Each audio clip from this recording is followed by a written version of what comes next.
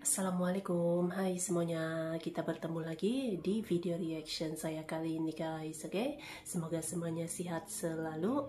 Nah, kali ini saya mau tengok video pembahasan tentang ini ya, jalan tol IKN yang akan membelah laut. Apakah ini akan menjadi satu lagi lompatan besar Indonesia? So, jangan lama-lama lagi, mari sama tengok video ini, let's go.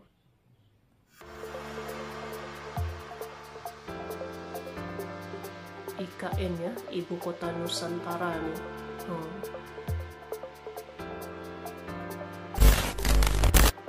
Di saat banyak kota besar masih berjuang mengatasi banjir, kemacetan, dan polusi, IKN justru sedang merancang masa depan seolah tak terpengaruh oleh masalah-masalah itu. Walaupun IKN belum punya penduduk tetap, tapi ada banyak ambisi dan rencana gila-gilaan yang menanti untuk dibangun. Di sisi lain, ada Jakarta yang akan ditinggalkan. Kota yang tak pernah tidur, dipenuhi gedung pencakar langit dan hingar-bingar cahaya kota malam. Namun ada satu hal yang Jakarta tak punya dan warga Jakarta tak akan pernah menikmatinya. Adalah tol bawah laut yang saat ini akan menjadi ikon baru ibu kota Nusantara. Bukan jembatan, bukan jalan layang, tapi jalan tol yang membelah laut. Jalan tol yang akan menghubungkan daratan IKN dengan titik vital lainnya. Apakah mega proyek ini mampu menjadi lompatan menuju masa depan, ataukah hanya sekadar mimpi di siang bolong? Tol bawah laut ini bukan satu-satunya gebrakan dari mega proyek IKN. Di balik blueprint IKN, tersusun daftar proyek transportasi yang akan membuat kita menganga. Mulai dari kereta otonom tanpa masinis, bandara internasional yang siap mengantarkan wisatawan ke penjuru dunia, sampai jalan-jalan hijau yang dirancang khusus untuk kendaraan listrik. Belum cukup. Masih ada sistem transportasi cerdas yang konon katanya akan mengatur lalu lintas tanpa lampu merah. Dan yang paling futuristik, taksi terbang. Ya, kendaraan udara yang dulunya cuma ada di film sci-fi, kini masuk dalam rencana nyata IKN. Tapi, seberapa dekat kita dari mimpi ini? Dan apakah infrastruktur bombastis ini benar-benar bisa berjalan di atas fondasi yang masih dibangun? Jawabannya ada di akhir nanti. Tapi tunggu dulu, rencana taksi terbang sepertinya akan benar-benar terwujud. Pasalnya, Otorita IKN melalui Deputi Transformasi Hijau dan Digitalnya, Muhammad Ali Brawi, akhirnya buka-bukaan. Indonesia sedang menguji coba konsep taksi terbang secara serius. Bukan satu, tapi dua perusahaan raksasa sudah ikut dalam tahap Proof of Concept atau POC. Yang pertama, Hyundai, perusahaan mobil multinasional asal Korea Selatan. Dan yang kedua, Ehang Holdings, platform teknologi Urban Air Mobility dari Tiongkok. Rencananya dibagi dalam 3 tahap besar, tahun 2024 sampai 2025 akan fokus ke uji coba dan pembuktian konsep. Lalu, jika semuanya berjalan mulus, tahun 2026 hingga 2028, giliran pusat R&D alias pusat riset dan pengembangan yang dibangun langsung di IKN. Nah, jika sudah lewat tahun 2029, barulah proyek ini diarahkan ke komersialisasi alias taksi terbangnya benar-benar bisa digunakan. Dan kabarnya masih ada kejutan lain. IKN juga sedang intens berbincang dengan produsen raksasa asal Amerika, Boeing.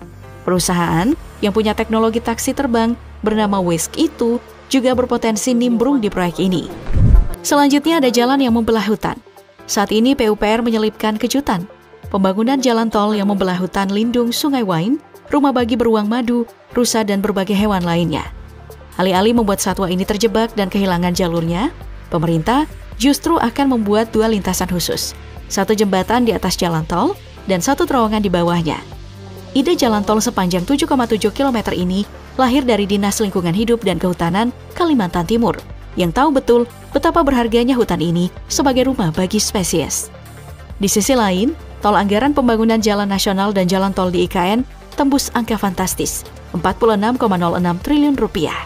Angka ini bukan main-main, karena bukan hanya membangun jalan biasa, tapi merancang sistem transportasi yang jadi tulang punggung ibu kota masa depan. Proyek ini mencakup pembangunan jalan nasional sepanjang 226,87 km dan jalan tol 88,54 km yang menyelimuti kawasan inti pemerintahan.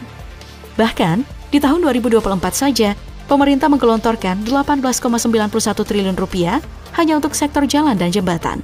Salah satu bagian pentingnya yaitu jalan tol seksi 3A Karangjoang KKT Karyangau yang sudah menyedot 3,47 triliun rupiah dan kini progresnya hampir rampung, mencapai 90%. Plus akan ada kereta bandara dan MRT atau LRT yang melesat tanpa hambatan.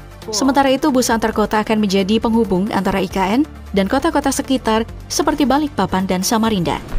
Di dalam kota ada BRT alias Bus Rapid Transit, hadir dengan jalur khusus yang menjanjikan perjalanan efisien dan bebas macet. Tak ketinggalan ART atau Autonomous Rail Rapid Transit, transformasi pintar yang berjalan otomatis tanpa rel tetap. Minibus dan taksi juga akan beroperasi, tentu dengan sistem digital dan berbasis listrik, mendukung mobilitas pribadi tanpa meninggalkan jejak karbon. Lalu taksi udara yang jadi simbol puncak inovasi. Tapi yang paling menarik adalah bus otonom listrik, transportasi tanpa sopir, berbasis listrik penuh yang akan melaju tenang di jalan-jalan IKN. Nah, ini dia bintang utama dalam pembahasan kita kali ini. Tol bawah laut yang dibangga-banggakan. Jika terrealisasi, tol bawah laut ini akan menjadi jalan tol bawah laut pertama di Indonesia. Dikenal sebagai Immersed Tunnel, dirancang dengan panjang total sekitar 1,82 km. Selain itu, tol bawah laut ini mempunyai kedalaman sekitar 40 meter dengan lebar 22 meter. Nantinya, terowongan bawah laut ini akan menghubungkan Balikpapan langsung ke jantung ibu kota baru. Bahkan, Bandara Sepinggan Balikpapan menuju IKN cukup ditempuh selama 30 menit.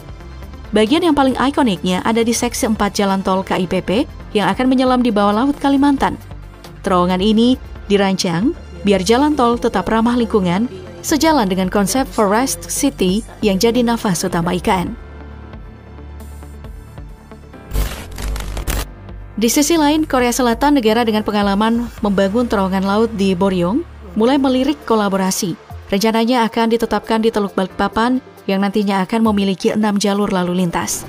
Namun hingga saat ini, Kementerian Pekerjaan Umum atau PU masih mengevaluasi rencana pembangunan tol bawah laut itu. Masih menilai lagi. Bukan tanpa alasan tol bawah laut ini dirancang. Di tengah visi IKN sebagai Forest City yang hijau dan ramah lingkungan, pembangunan infrastruktur tak boleh merusak lanskap hutan maupun ekosistem laut. Maka lahirlah ide mengubur jalan di dalam laut, menyembunyikan mobilitas tinggi di bawah kedamaian perairan, dan solusi ini membuat lingkungan tetap lestari tanpa mengorbankan kecepatan dan efisiensi transportasi. Tak tanggung-tanggung, sekitar 11,04 triliun disiapkan untuk mewujudkan terowongan laut pertama di Indonesia ini. Tapi yang membuat proyek ini makin mencuri perhatian adalah siapa di balik desainnya. Bukan tim biasa, melainkan kolaborasi antara Indonesia dan Korea Selatan. Pemerintah Indonesia, melalui Kementerian PUPR, telah menjalin kerjasama dengan perusahaan konstruksi asal Korea Selatan, Daewoo Engineering and Construction Co. Ltd. Selain itu, perusahaan konstruksi milik negara Indonesia, PT Hutama Karya, juga terlibat dalam proyek ini. Mereka telah menandatangani nota kesepahaman atau MOU dengan Daewoo untuk melakukan studi kelayakan dan perencanaan pembangunan. Namun, Indonesia akan menjadi negara ke-10 jika tol bawah laut itu sukses berdiri kokoh. Salah satu yang paling mengguncang dunia adalah Exxon Tunnel di Norwegia yang jadi terowongan bawah laut terdalam di planet ini. Mobil bisa melaju di kedalaman lebih dari 287 meter di bawah permukaan laut. Tapi, Norwegia bukan satu-satunya. Di Korea Selatan, ada Busan Goje Fixlink, proyek spektakuler yang menyambungkan daratan Busan dengan Pulau Goje. Menariknya, sebagian jalannya mengapung di atas laut, sebagian lagi menyelam ke dalam, yang membentuk kombinasi jembatan dan immersed tunnel yang super futuristik.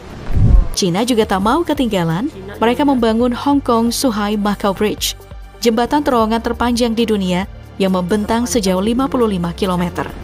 Sementara itu di Eropa, Inggris dan Prancis terhubung lewat Channel Tunnel atau Eurotunnel, sebuah mahakarya abad ke-20 yang memungkinkan kereta melaju di bawah laut Inggris. Bahkan perjalanan dari London ke Paris cuma butuh 2 jam lebih. Sayangnya, mega proyek ini sempat menuai kontroversi. Baru-baru ini Satgas Pembangunan Infrastruktur IKN, tim elit yang selama ini jadi otak di balik gegap gempita megaproyek Ibu Kota Baru resmi dibubarkan. Bukan karena misi selesai, tapi karena satu hal yang bikin heboh. Tak mendapat persetujuan dari Menteri Keuangan Sri Mulyani. Keputusan ini bikin banyak pihak garuk kepala. Satgas yang awalnya dirancang untuk menyatukan langkah antar direktorat di Kementerian PUPR kini dinyatakan tak lagi diperlukan.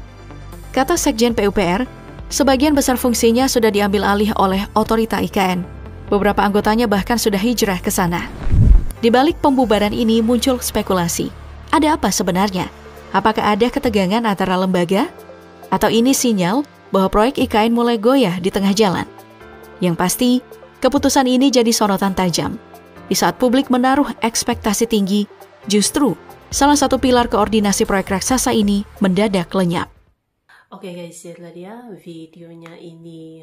Jadi ya proyek tol bawah laut gitu kan, masih lagi dalam tahap penilaian, evaluasi bagaimana kesesuaiannya lah gitu kan. Tapi ini sangat keren sekali gitu ya. Jika terrealisasi berarti Indonesia juga akan memiliki tol bawah laut yang pertama di Indonesia, bahkan negara yang ke-10 lah yang memiliki tol bawah laut ini gitu kan. Tapi memang ini sangat keren sekali dan juga pasti dapat memangkas waktu gitu kan, waktu perjalanan. Tapi ya sudah pasti banyak hal yang harus dipertimbangkan, dinilai gitu kan sebelum betul-betul dibangunkan gitu ya jalan tol bawah laut ini. Kalau ini benar-benar sudah terrealisasi gitu kan, dibangunkan jalan tol bawah laut di IKN Indonesia ini, wah ini merupakan lompatan yang sangat-sangat besar, sangat-sangat tinggi gitu ya daripada Indonesia ini. Luar biasa nih ya. So, terima kasih banyak sebab kamu sudah menonton video ini. Jangan lupa untuk subscribe, like, komen, dan juga share ya. Kita bertemu lagi di video reaction saya yang seterusnya. Assalamualaikum.